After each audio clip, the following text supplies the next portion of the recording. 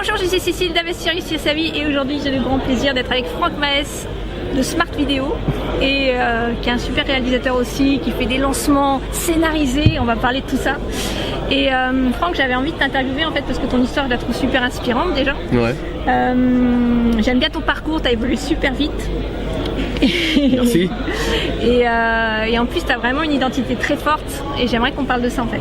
D'accord. Donc déjà, est-ce que tu peux te présenter, nous dire d'où tu viens et quelle a été ton idée de créer en fait Smart Video, voilà, okay. Comment t'es arrivé à ça en fait? Très bien. Je me présente, je m'appelle Franck Maes, donc je suis réalisateur depuis 10 ans maintenant.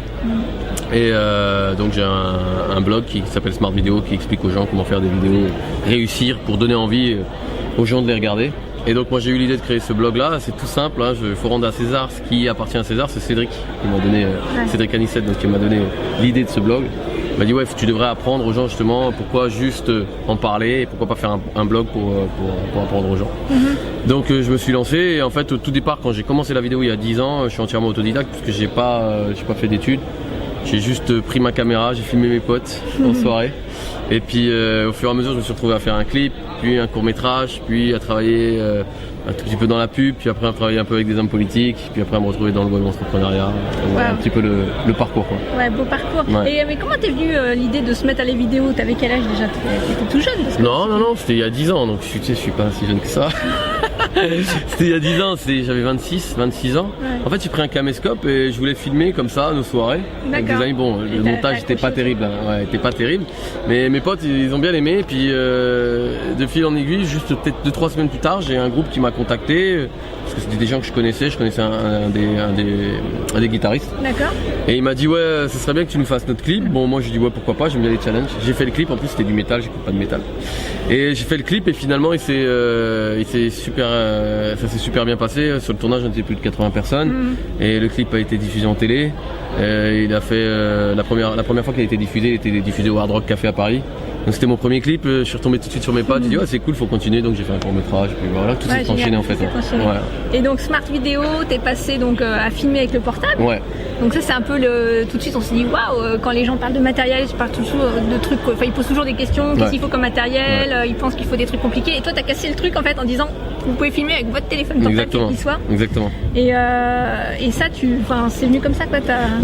En fait je cherchais une clé d'entrée pour parler de la vidéo, parce que justement tu parlais de l'identité, je trouve que l'identité c'est super important. Et donc je voulais tout de suite arriver dans le milieu de la vidéo en fait sur internet, en me démarquant des autres. Et donc j'avais trouvé l'idée de dire aux gens vous pouvez faire tout de suite vos vidéos avec votre smartphone. Donc je me suis entraîné d'abord avant de lancer mon blog. Et puis j'ai très vite vu qu'on pouvait faire des super vidéos juste avec son smartphone et juste son portable. Et en plus on pouvait même faire le montage, tout faire depuis son smartphone. Et on peut faire des vidéos qui sont bluffantes juste avec le téléphone. Donc pas de complexe de la technique, pas besoin d'être un Spielberg ou d'avoir le dernier appareil à 10 000 € pour commencer à faire vos vidéos. Vous pouvez juste faire des vidéos avec votre smartphone et avoir un super rendu. Ouais, c'est ça. Et après si vous aimez, vous pouvez passer à l'étape supérieure, acheter plus de matériel, ainsi de suite. Voilà. Alors ton identité en fait tu l'as créée à travers ce produit, le fait de parler de vidéo à travers le smartphone, mais aussi à travers ton personnage entre guillemets où au départ tu m'expliquais, on avait discuté un petit peu hier, et tu m'expliquais que au départ tu étais très sérieux, un peu comme on voit dans les vidéos des fois où il faut se tenir bien droit, voilà. Et après tu es passé à plus de naturel en étant vraiment toi-même. Est-ce que tu peux expliquer comment s'est passé ce cheminement et pourquoi c'est important de rester soi-même en fait? J'ai fait la même erreur que 99% des gens. Moi j'appelle ça le syndrome du professeur. Donc on se pose, bonjour, aujourd'hui je vais vous expliquer comment poser des fenêtres. Et bon, forcément, excuse-moi du mot, mais c'est carrément chiant, quoi. C'est carrément chiant. Et en fait, j'ai commencé à regarder d'autres vidéos d'Américains parce que je m'inspire beaucoup d'Américains, de vidéos de chaînes de youtubeurs américains. Et donc les Américains ont ce qu'ils appellent l'infotainment, donc mélanger l'information avec l'entertainment, donc le divertissement. Donc délivrer un message, mais en même temps en donnant du fun aux gens. Donc non seulement les personnes vont avoir tendance à mieux vous retenir parce que vous allez les divertir, puis en plus vous allez avoir un deuxième effet qui se coule.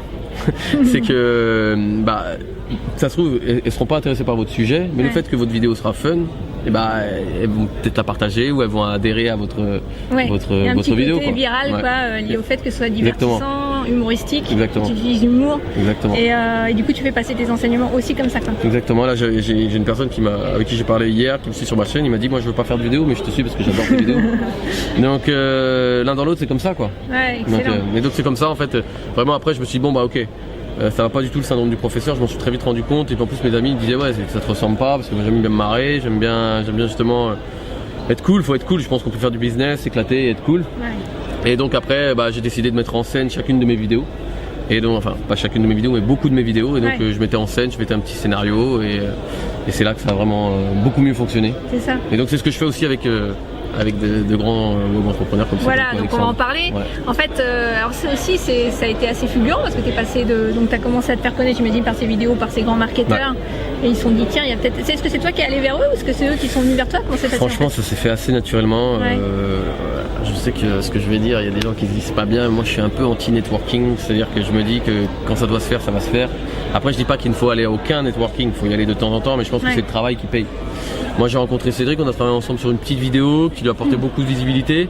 Et il a bien aimé, on avait fait un tout petit tournage, puis on a refait un autre tournage qui a vraiment bien aimé. Et ensuite on a refait encore un autre tournage. Après il m'a dit vas-y viens on fait un lancement. Moi j'ai dit vas-y on va mettre dans une mise en scène, donc ça a bien marché, puis ainsi de suite, ainsi de suite. En fait tu parles de networking, comme quoi c'est pas très important pour toi. Je pense que ça fait aussi partie de ton identité, que c'est peut-être pas ton truc et du coup tu non mais après moi je suis pas anti-networking, mais c'est vrai que voilà, pour moi en fait je me dis faut pas aller être partout, c'est être nulle part. Il faut beaucoup travailler et aussi aller de temps en temps des networking parce que c'est évident que si on va qu'à des networking et qu'on passe pas à l'action, à quoi ça sert de networker en fait? C'est vrai que tu m'expliquais hier que tu bosses des fois à 14 heures par jour, ça fait pas peur de bosser quoi. Non, en fait c'est un vrai bosseur, exactement, t'es passionné par ce que tu fais. Exactement, en fait c'est pas vraiment un travail quoi. Pour donner une anecdote, je suis rentré hier soir donc samedi je suis rentré à 3h du matin et j'avais pas publié ma vidéo du samedi. J'ai fini le montage de 3h à 4h du matin et je l'ai publié parce que j'avais pas publié ma vidéo du samedi et je me suis engagé auprès de mes abonnés. C'est pas parce qu'il a fait la fête, hein. On est ici en fait à un événement qui était à Trace, donc super séminaire de Cédric Anissette à conseiller fortement et donc tu étais dans le staff pour filmer etc. Donc voilà, donc t'enchaînais en fait sur double journée.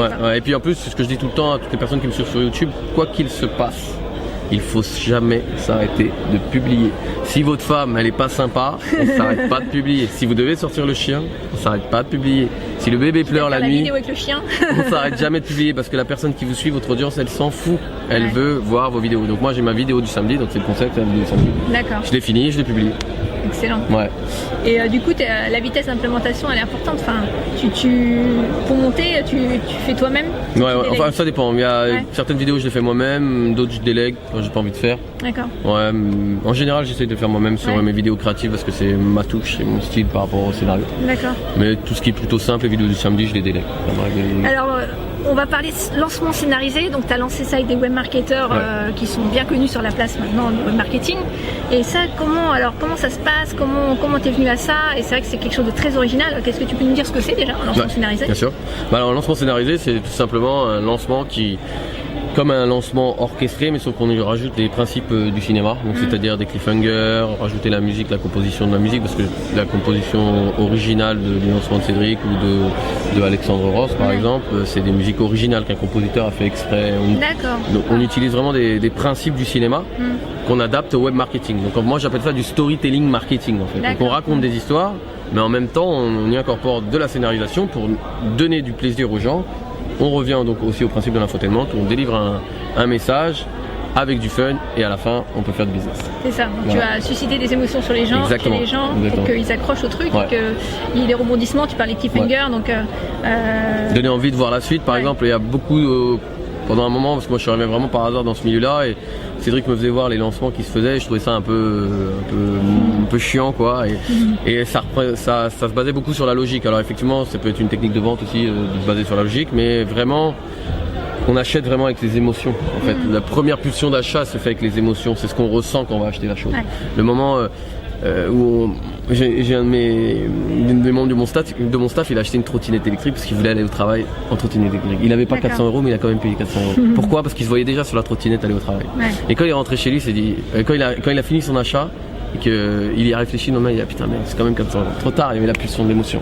Donc l'émotion c'est vraiment quelque chose de très important. Et quand on voit par exemple Cédric quand on a fait son lancement où il y a la course poursuite avec les motos et tout ça, et ben ça a suscité une émotion quoi, en fait. C'était un peu le James Bond et puis voilà. Excellent. Vous avez dû vous marrer pendant le temps. Bon on s'éclate bien en général. C'est ça, on a dit la passion et l'efficacité. Ça reste dans un côté moins institutionnel quoi. Voilà. Donc c'est carrément mieux. Et alors c'est quoi le next step? Alors c'est quoi la prochaine étape? La prochaine étape, c'est d'essayer de faire mieux, de préparer mon propre lancement scénarisé. Parce que la difficulté qu'il y a, c'est que comme effectivement je travaille avec des poids lourds dans le game, comme on dit, et on monte la barre, mais moi si je dois faire un lancement scénarisé, je peux pas faire moins bien. Je peux, même si j'ai pas la même notoriété ou même pas la même audience, je suis obligé de faire au moins au même niveau. Donc là on parle de vendre tes formations qui sont liées à Smart Video. Ouais, exactement. En fait on veut de vendre la formation, le lancement scénarisé, ça sera on travaille dessus avec Alexandre aussi, Alexandre me donne un coup de main dessus. Ouais. Donc on travaille dessus parce qu'on veut faire vraiment un truc carré et que les gens prennent du plaisir aussi à faire leurs vidéos, parce que pareil quand je voyais le type de vidéo qu'il y avait avec les écritures un petit peu, je sais pas comment ça s'appelait, et je trouvais que c'était un peu dur à produire, un peu pas attrayant quoi. Il faut qu'on ait plaisir à faire sa vidéo, même si ça représente du travail. Je sais que par exemple pour citer mon célèbre ami Alexandre Ross qui me disait hier, moi j'ai jamais pris autant de plaisir à faire des vidéos. Effectivement il y avait des difficultés, effectivement c'était dur à mettre en place, mais il me disait c'était du 70% de plaisir pour 30% d'inconvénients. Excellent. Donc c'est super de souvenir. Ouais, si tu arrives à déclencher ça des gens, c'est juste extra quoi. Exactement. Bon mais génial. Ouais. Suivez Franck parce qu'il va aller très loin en peu de temps, c'est impressionnant. Moi je suis son parcours, j'adore ses vidéos. Allez voir sa chaîne, allez voir son site smartvideo.fr ou .com. .fr, ok. Et suivez-le, on va mettre les liens et partagez si vous avez aimé la vidéo. Il a inspiré beaucoup de gens, donc partagez parce que ça peut déclencher des choses chez les gens. Se disent on peut créer un business, on peut créer quelque chose, on peut créer une passion, enfin à partir d'une passion. Directement depuis une chaîne YouTube en plus. Ouais, c'est Maintenant ça. on peut tout faire depuis directement la chaîne YouTube. Et puis vivre de sa passion, quoi. Exactement. C'est ce que tu fais aujourd'hui, donc c'est extra. Ouais. Super, merci beaucoup Franck. C'est moi qui te remercie. Et à très vite. Merci.